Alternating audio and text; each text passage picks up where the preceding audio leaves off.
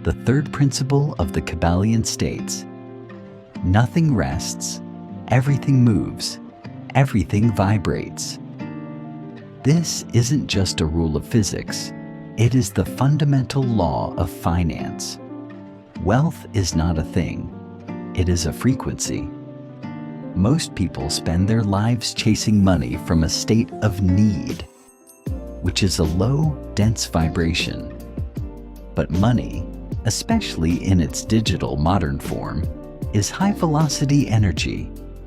It cannot be caught by someone vibrating at the frequency of scarcity.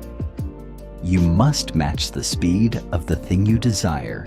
To change your financial reality, you must change your mental vibration. Neville Goddard called this the law of assumption. By feeling the thrill of success now, you are literally changing the spin of your internal atoms. You're moving from a state of wanting to a state of having.